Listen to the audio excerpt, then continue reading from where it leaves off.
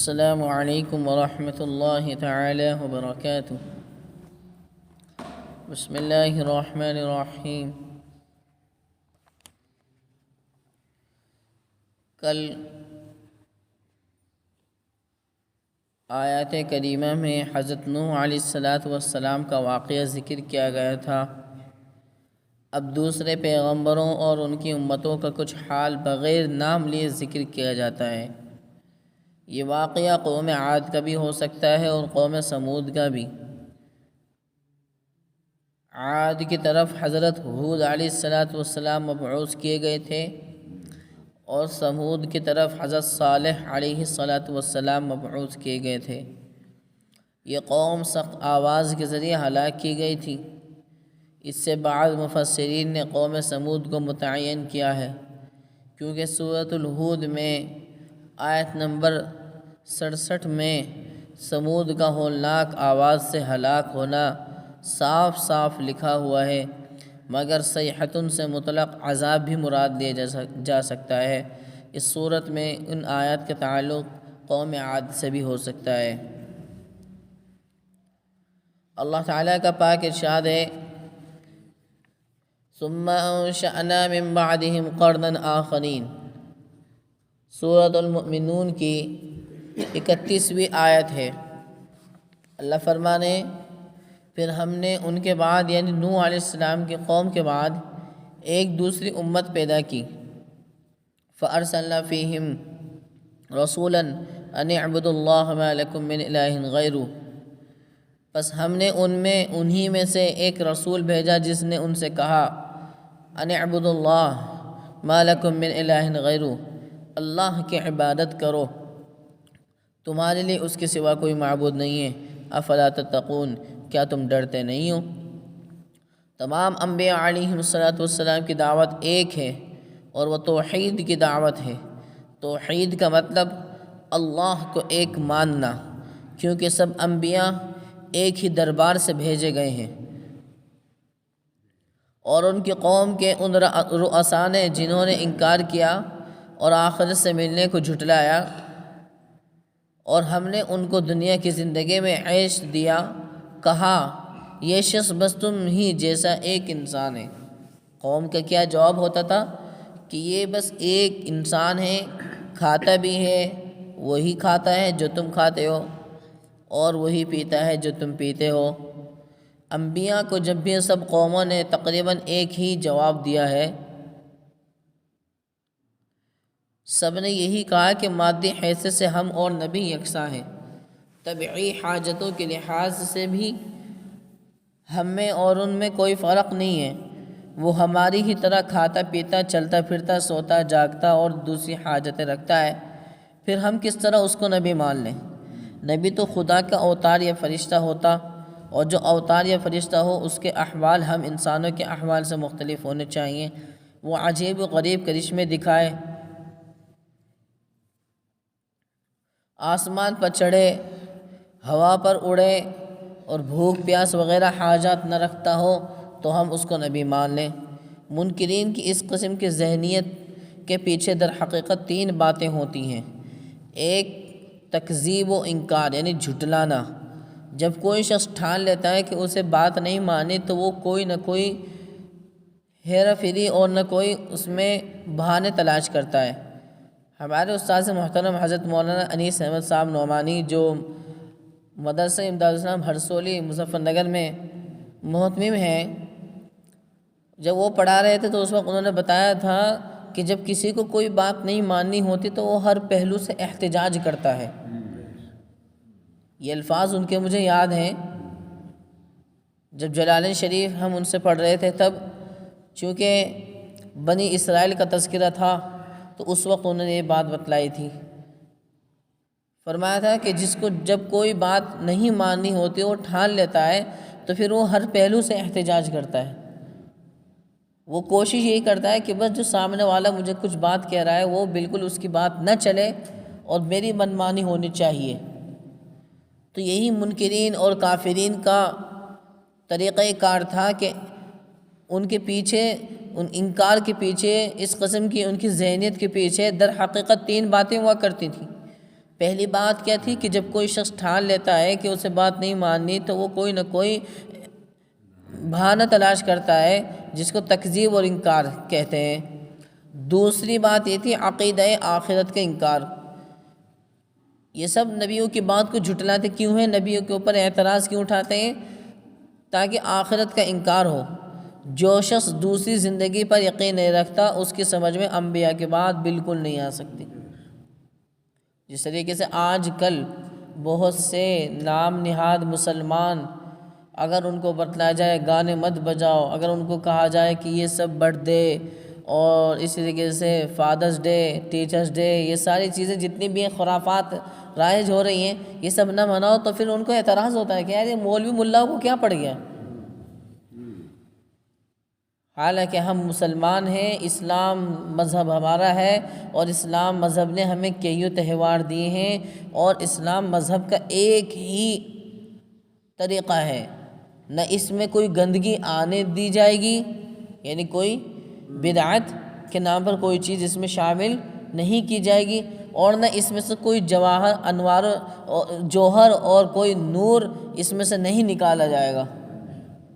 یعنی دین میں سے کوئی کچھ کمی کرنا چاہے تو ہم کمی نہیں ہونے دیں گے، دین میں کوئی کچھ بڑھانا چاہے تو ہم بڑھانے نہیں دیں گے۔ اسلام مذہب ہے، وہ کامل مذہب ہے، اور اللہ نے کہہ دیا وَمَن يَبْتَغِي غَيْرَ الْإِسْلَامِ دِينًا، جو اسلام کے علاوہ کوئی دوسرا دین اختیار کرے گا فَلَن يُقْبَلَ مِنْهُ، وہ قابل قبول نہیں ہوگا، وَهُوَ فِي الْآخِرَةِ مِنَ الْخَاسِرِينَ۔ اور سن لو برتھ ڈے منانے والوں، اللہ کہہ رہے ہیں کہ وہ فِي الْآخِرَةِ مِنَ الْخَاسِرِينَ، وہ خسارے میں ہیں، جو ناکام ہوں گے ان لوگوں میں وہ شامل ہوگا۔ تو آخرت میں ہمیں کامیابی چاہیے یا ناکامی چاہیے؟ کامیابی چاہیے۔ تو کامیابی اسی میں ہے جیسا محمد صلی اللہ علیہ وسلم کے ذریعے سے ہم تک دین پہنچا ہے، صحابہ کے ذریعے سے، تابعین کے ذریعے سے، تبع تابعین، ائمہ کرام، علماء کرام کے ذریعے سے ہم تک جو دین پہنچا ہے ہم اس پہ عمل کریں۔ اپنی طرف سے حدیثیں نمبر یاد کر لینا یا اپنی طرف سے اس میں کچھ نہ کچھ الفاظ جوڑ دینا یا اپنی دماغ سے اس کے مفہوم سمجھ لینا، یہ سب غلط ہے۔ تو دوسری ان کی چال یہ ہوا کرتی تھی انکار کے پیچھے کہ آخرت کا انکار ہو جائے، یعنی نبیوں کا جو انکار کرتے تھے تو اس کا مقصد کیا تھا؟ تاکہ آخرت کا انکار ہو جائے، جو عقیدہ آخرت ہے اس کا بالکل یہ طور پر لوگوں کے ذہنوں سے عقیدہ نکل جائے۔ جو شخص دوسری زندگی پر یقین نہیں رکھتا تو اس کی سمجھ میں انبیاء کی باتیں آ ہی نہیں سکتی، کیونکہ ان کی باتیں آخرت کے عقیدے پر مبنی ہوتی ہیں۔ تیسری بات خوشحالی کا غرور۔ خوش عیش لوگ ہمیشہ اس زعم میں مبتلا رہتے ہیں کہ وہی برحق ہیں، اگر وہ غلط ہوتے تو نعمتوں سے کیوں نوازے جاتے۔ آج کتنے ایسے ہیں، اکثر آپ دیکھیں گے مسجدوں میں وہ لوگ آتے ہیں جو مالی اعتبار سے تھوڑا کمزور ہوتے ہیں، نہیں تو جو بڑھیا سیٹ ہیں وہ اپنی جگہ سیٹ ہیں۔ ہاں مالدار لوگ بھی آتے ہیں، میں انکار نہیں کر رہا، لیکن اکثری جو تعداد ہے وہ یہ ہے جو غریب آتے ہیں۔ اور یہ آج کی بات نہیں ہے، انبیاء علیہ السلام کی جو بات ماننے والے ہوا کرتے تھے وہ قوم کے بہت ہی کم تر، یعنی جن کو نام نہاد یعنی دوسرے لوگ یا مالدار خوشحال لوگ ان کو غلط سمجھتے تھے۔ حضرت بلال حبشی رضی اللہ تعالیٰ عنہ کیا تھے؟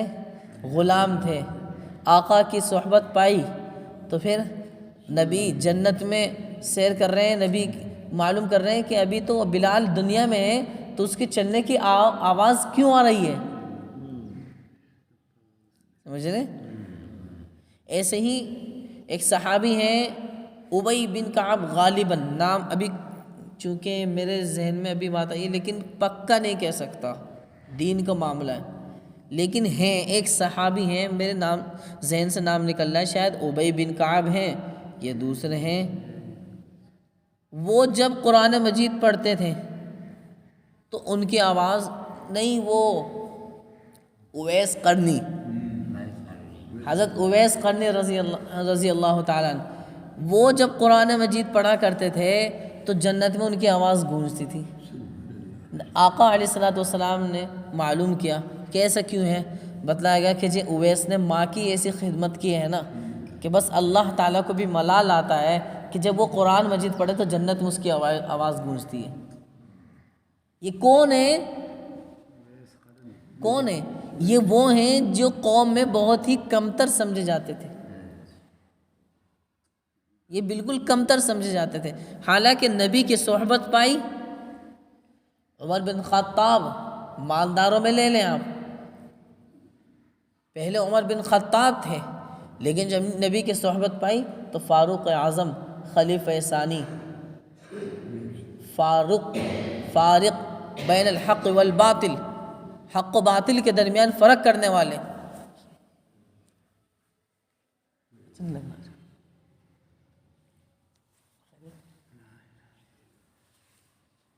تو ہمیشہ اکثر ایسا ہوتا ہوا آیا ہے کہ دین کے قریب اکثر وہ تعداد ہوتی ہے جو واقعتاً پیسوں سے اور دولت سے اور اس طریقے سے اپنی ہوس سے، بہت ساری ایسی چیزیں جو ان کو دنیا میں لگا دیں اور آخرت سے غافل کر دیں، ایسی چیزوں سے وہ دور رہتے ہیں۔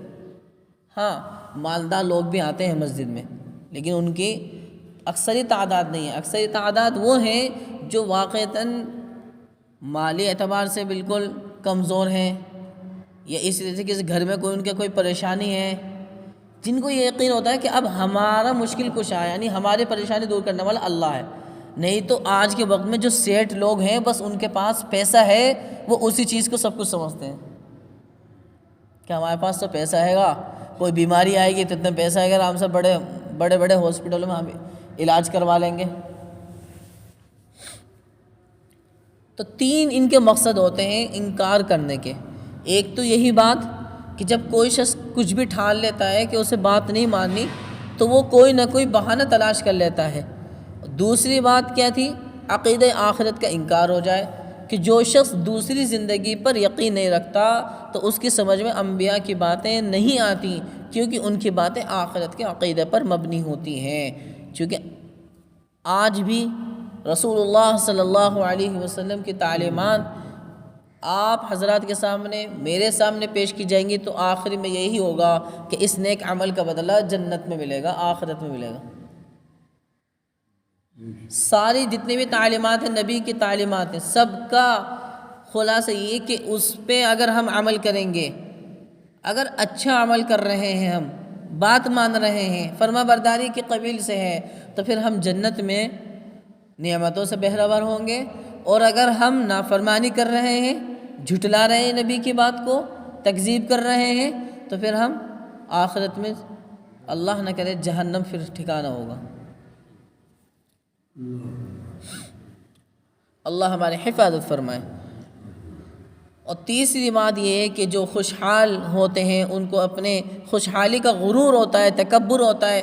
وہ خوش عیش لوگ ہمیشہ اس زعم میں، اس گمان میں مبتلا رہتے ہیں کہ وہی برحق ہیں، اگر وہ غلط ہوتے تو نعمتوں سے کیوں نوازے جاتے، حالانکہ ان کی نعمتیں ان کے لیے آزمائش ہیں۔ انما اموالکم و اولادکم فتنہ، قرآن مجید صاف صاف طور پر اس کو واضح کر رہا ہے کہ تمہارے مال، تمہارے اولاد، تمہارے جائیداد، تمہارے دولت، تمہارے گھرانے، یہ سب تمہارے لیے آزمائشیں ہیں۔ دنیا میں یہ سمجھ لیجیے، اگر ہمیں کوئی بھی ایسی چیز مل رہی ہے جس میں ہم گہرائی میں جائیں، تو پھر یہ سمجھ لیں اگر وہ اللہ سے دور کر رہی ہے تو پھر وہ ہمارے لیے فتنہ ہے۔ اگر تعلیم بھی ایسی ہے جو اللہ سے ہمیں دور کرے تو وہ بھی فتنہ ہے۔ تعلیم بھی اگر ایسے حاصل کر رہے ہیں ہم جو ہمیں اللہ سے دور کرے تو وہ بھی فتنہ ہے۔ اور پرسوں ترسوں میں نے آپ کو وہ بات بتلائی تھی کہ اس دنیا میں سب سے پہلے کشتی بنانے والے، کل ہی بتائی تھی شاید، کہ کشتی بنانے والے مسلمانوں میں حضرت نوح علیہ السلام ہے۔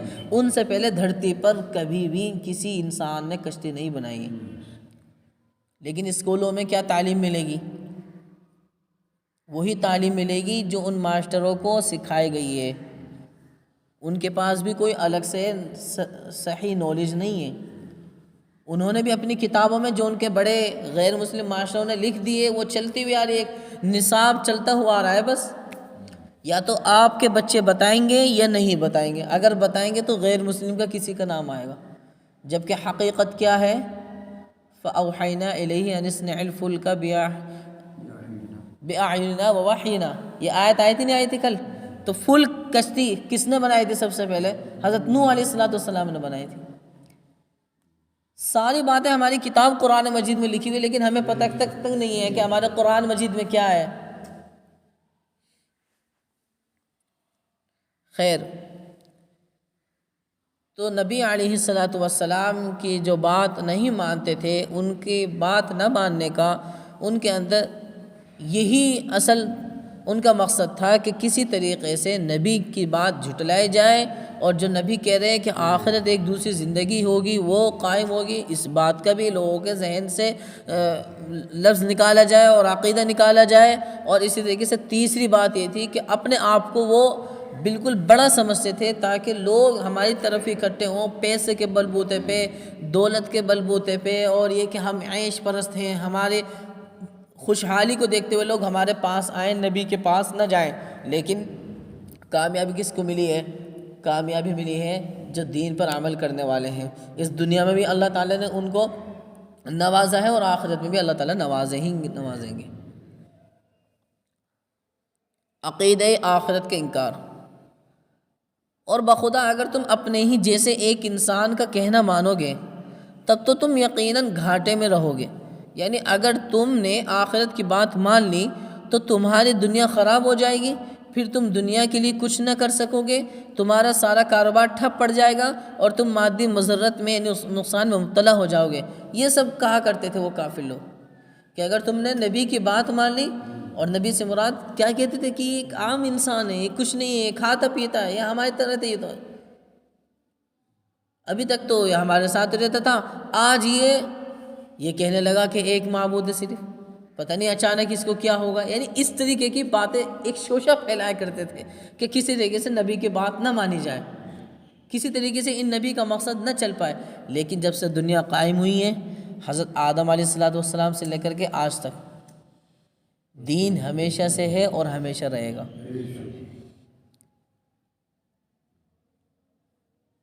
وَقُلْ جَاءَ الْحَقُّ وَزَهَقَ الْبَاطِلُ إِنَّ الْبَاطِلَ كَانَ زَهُوقًا۔ باطل میں نہ ٹکاؤ ہے، نہ جماؤ ہے، نہ دباؤ ہے، نہ اس میں ایک مستقل طور پر کوئی ایسی پاور ہے جو وہ چیز باقی رہے، بلکہ ان الباطل کان زہوقا، ختم ہونے والی وہ چیز، وہ بالکل ختم ہو جائے گی۔ کیا وہ تم سے وعدہ کرتا ہے اعدکم انکم اذا متم وکنتم ترابا وعظاما انکم مخرجون؟ کیا وہ تم سے وعدہ کرتا ہے کہ جب تم مر جاؤ گے اور مٹی اور ہڈیاں ہو جاؤ گے تو تم پھر سے نکالے جاؤ گے؟ یعنی دیکھو وہ کتنی نامعقول بات کہتا ہے۔ یہی وہ بات ہے کہ جس کے قبول کرنے والوں کو وہ گھاٹے میں جانے والا کہہ رہے تھے، چونکہ دین کا مدار وہ عقل پر نہیں ہے، دین کا مدار وہ نقل پر ہے، اور نقل سے مراد وہ نقل صحیح نقل جو انبیاء علیہ السلام کے واسطے سے صحابہ، پھر صحابہ کے واسطے سے تابعین، پھر تابعین کے واسطے سے تبع تابعین، پھر ان کے واسطے سے ائمہ اور علماء کرام کے ذریعے سے جو ہم تک جو نقل در نقل چیز چلتی ہوئی آ رہی ہے کہ اللہ ایک ہے، دین ایسے ایسے ہے، اس چیز پر ہم عمل کریں گے، عقل پر ہمارا عمل نہیں ہوگا۔ خفین پر مسح نبی کے زمانے سے، صحابہ کے زمانے سے، تابعین کے زمانے سے، تبع تابعین کے زمانے سے، اور آج تک بھی ائمہ علماء کرام کے ذریعے سے جو ہم تک دین پہنچا وہ یہ ہے کہ خفین پر، چمڑے کے موزے پر ہم جو مسح کریں گے وہ اوپر کریں گے، جبکہ عقل کیا کہتی ہے کہ نیچے کریں گے۔ گندگی نیچے لگ رہی ہے، نیچے سے صاف کریں، گندگی نیچے لگ رہی ہے، نیچے سے صاف کریں۔ تو شریعت کا مدار وہ عقل پر نہیں ہے، وہ کس پر ہے؟ نقل پر ہے، اور نقل سے مراد صحیح نقل، یعنی جو منقولات ہیں، جو نبی اور صحابہ کے ذریعے سے ہم تک منقول ہوتی ہوئی بات آئی ہیں ان پر ہم عمل کریں گے، عقل پر نہیں کریں گے۔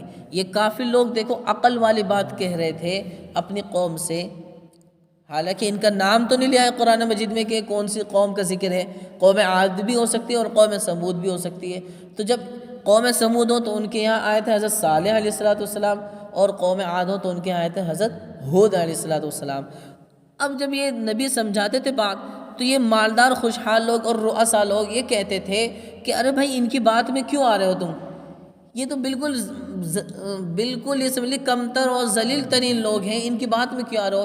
اعیدکم انکم اذا متم وکنتم ترابا، بھلا یہ کیسے ممکن ہو سکتا ہے کہ تم مٹی بھی ہو جاؤ، بالکل ختم ہو جاؤ، پھر دوبارہ تم زندہ کر جاؤ؟ جبکہ یہ فلسفہ بعث بعد الموت کا میں نے آپ کو سمجھایا تھا، اولم یری الانسان انا خلقناہ من نطفۃ فاذا هو خصیم مبین۔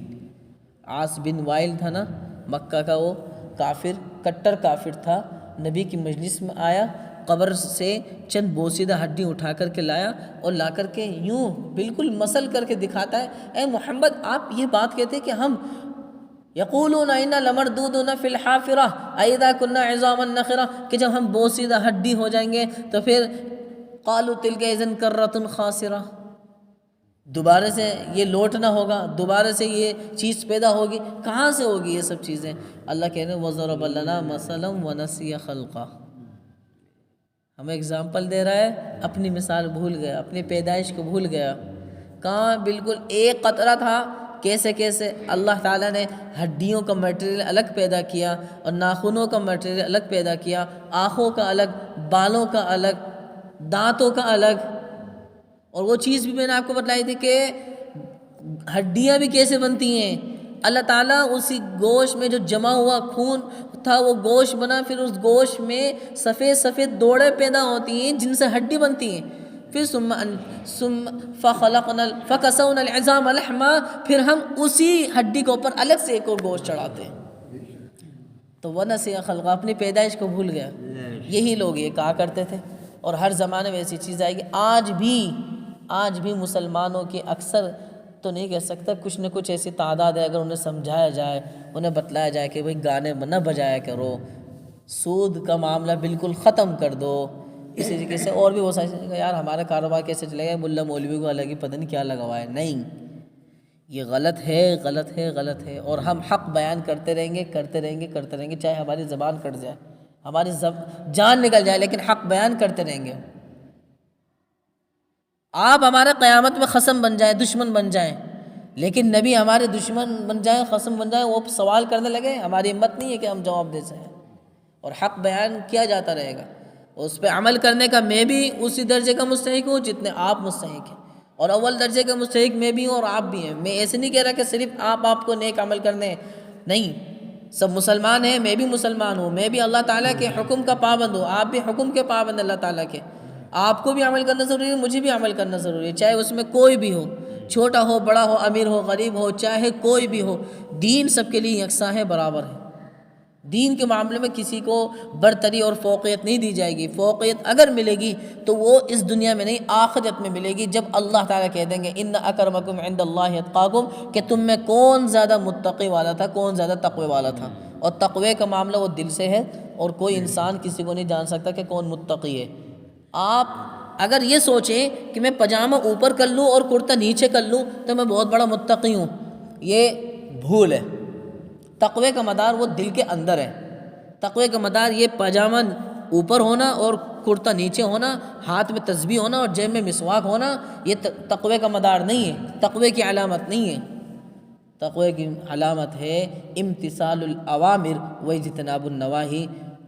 صاحب جلالین، جو جلالین شریف تفسیر کی کتاب ہے، انہوں نے پہلے پارے کی جو پہلا صفحہ ہے اسی پر لکھ دیا ہے کہ تقوی کا مطلب یہ ہے جائز باتوں پر پوری طریقے سے عمل کرے، اور منہیات جو اللہ تعالیٰ نے منع کر دی ہیں ان چیزوں سے بچنا ہے، ان چیزوں سے بالکل طور پر بچ جائے۔ امر بالمعروف اور نہی عن المنکر بھی اسی زمرے میں آتا ہے۔ تو یہ تقوی کا ہے اصل مدار، اور تقوی کا پتہ کب چلے گا؟ جب آخرت میں میدان محشر قائم ہوگا، اس وقت سب لوگ اکٹھے ہوں گے، اس وقت پتہ لگے گا کون کھرا ہے کون کھوٹا ہے۔ جس کے نامہ اعمال دائیں ہاتھ میں دے دیا گیا وہ متقی ہے، اور جس کا نامہ اعمال بائیں ہاتھ میں دیا گیا وہ متقی نہیں ہے، وہ کیا ہے؟ کاذب ہے، یا آپ کے ہیں تکذیب کرنے والا، نافرمانی کرنے والا، اپنی منمانی چلانے والا، یا مشرک کی قبیل سے ہو۔ تو اللہ تعالیٰ سے ہمیشہ دعا کرتے رہا کریں کہ اللہ تعالیٰ ہمیں ہمارا نامہ اعمال دائیں ہاتھ میں عطا فرمائے۔ بہرحال اس طریقے کے وہ سوال کیا کرتے تھے،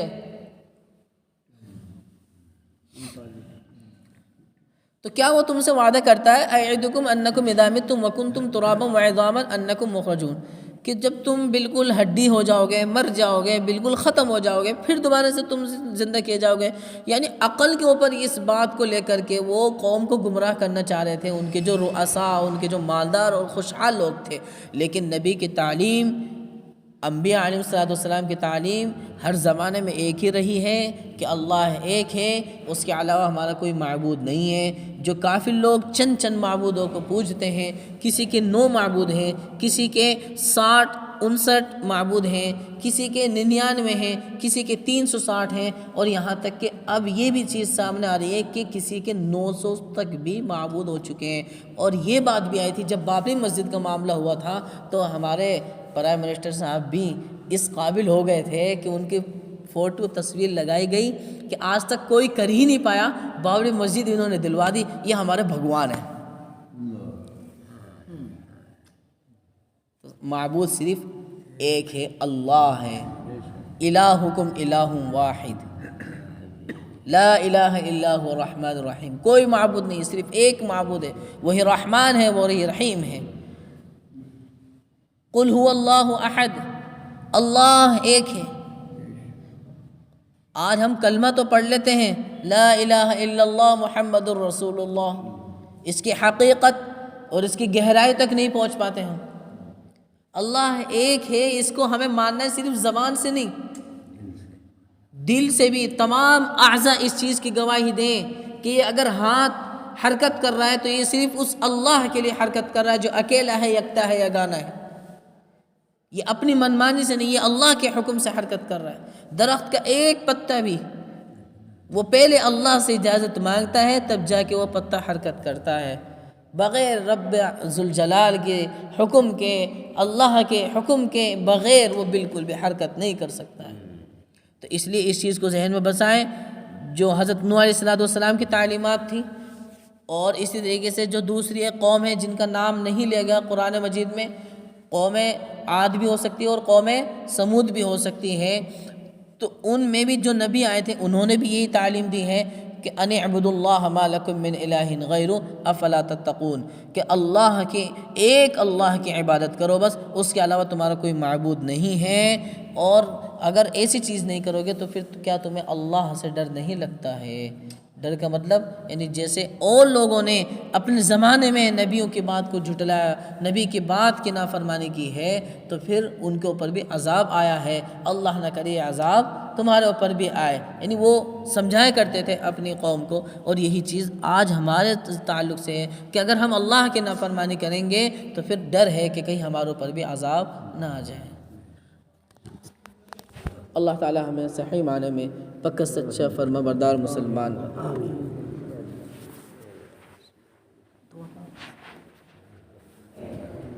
الحمد لله رب العالمين والعاقبة للمتقين والصلاة والسلام على سيد المرسلين. یا رب صلی وسلم دائما ابدا علی حبیبک خیر الخلق کلہم. یا اللہ تو ہم سب کے تمام گناہوں کو معاف فرما. یا اللہ ہماری تمام خطاؤں کو درگزر فرما، تمام سیئات کو حسنات سے مبدل فرما، تمام لغزشوں کو معاف فرما. نبی علیہ السلام نے خیر کے لائن سے جتنی بھی دعائیں مانگی ہیں ان تمام اچھی دعاؤں میں ہمارا حصہ عطا فرما. جتنی برائیوں سے شروع فتن سے اللہ کے نبی نے پناہ مانگی تھی ان تمام برائیوں سے شروع فتن سے ہماری حفاظت فرما.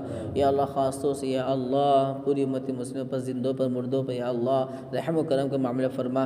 جو مسلمان اس دنیا سے چلے گئے ہیں یا اللہ تو ان پر یا اللہ اپنے مغفرت کے فیصلے فرما، ان کے لیے مغفرت کے فیصلے فرما. یا اللہ قبر کے عذاب سے ان کو محفوظ فرما. یا اللہ بہت سے ہمارے رشتہ دار بھی ہوں گے، دوست و احباب بھی ہیں، یا اللہ جاننے پہچاننے والے بھی ہیں، یا اللہ اساتذہ کرام بھی ہیں. یا اللہ سبھی کی مغفرت فرما دے، سبھی کو قبر میں اللہ کروٹ چین و سکون آرام نصیب فرما دے. یا اللہ جو موجود ہیں لیکن بہت سے بیمار ہیں، تمام بیماروں کو شفا عطا فرما جی. یا اللہ جو کوئی شوگر کے مریض ہیں، کوئی کینسر کے مریض ہیں، یا اللہ کوئی ڈائلسس کے مریض ہیں، یا اللہ کوئی پتھری کے درد میں مبتلا ہے، کوئی سر کے درد میں، ہاتھوں کے درد میں، پیروں کے درد میں، پیٹ کے درد میں، یا اللہ بخار کے مرض میں ہیں، یا اللہ کسی بھی مرض میں چھوٹی سے چھوٹی بیماری یا بڑی سے بڑی بیماری مبتلا ہیں. یا اللہ ہمارے بچے ہوں یا ہماری بچیاں ہوں، یا اللہ ہمارے بہنیں ہوں یا ہمارے بھائی ہوں، یا اللہ یا ہمارے والدین ہوں، یا اللہ کوئی بھی ہو، یا اللہ جو بھی مسلمان مسلمانوں میں بیمار ہیں تمام مسلمانوں کو مکمل شفا عطا فرما دیجیے یا اللہ سبھی کو شفا کاملہ عاجلہ مستمرہ دائمہ نافعہ عطا فرما دیجیے یا اللہ ہر قسم کی تمام بیماریوں سے ہماری حفاظت فرما لیجیے یا اللہ فلسطین کے مسلمانوں کی حفاظت فرما دیجیے یا اللہ مسجد اقصیٰ کی حفاظت فرما لیجیے یا اللہ مکہ المکرمہ کی خانہ کعبہ کی حفاظت فرما لیجیے یا اللہ مدینہ منورہ کی مسجد نبوی کی روضہ اقدس کی اللہ حفاظت فرما لیجیے یا اللہ جنت الباقی قبرستان کی حفاظت فرما لیجیے یا اللہ مرنے سے پہلے یا اللہ حج بیت اللہ عطا فرما دیجیے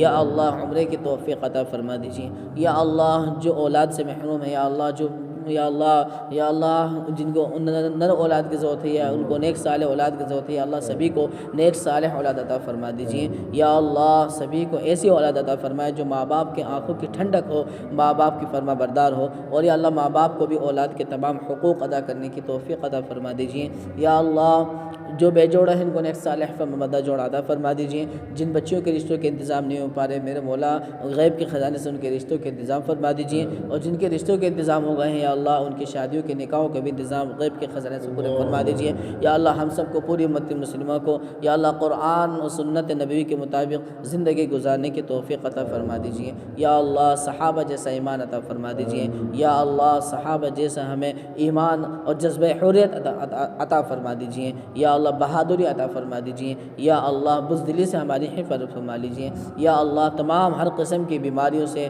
یا اللہ غفلت سے اور یا اللہ سستی سے ہماری حفاظت فرما لیجیے یا اللہ دین اسلام پر مکمل عمل کرنے کی توفیق عطا فرما دیجیے جب تک زندہ رکھیں تو یا اللہ اسلام پر زندہ رکھنا حقوق اللہ اور حقوق العباد دونوں ادا کرنے کی توفیق عطا فرمانا اور جب موت دے تو یا اللہ ایمان پر خاتمہ فرمانا دونوں جہاں میں کامیابی سرفرازی خوشیاں خیر بھلائیاں عطا فرمانا اور دونوں جہاں میں ذلت و رسوائی سے بے عزتی سے یا اللہ بزدلی سے ہماری حفاظت فرمانا یا اللہ اس دعا کو محض اپنے فضل و کرم سے محمد عربی صلی اللہ علیہ وسلم کے صدقے فعل قبول و منظور فرمانا برحمتک یا ارحم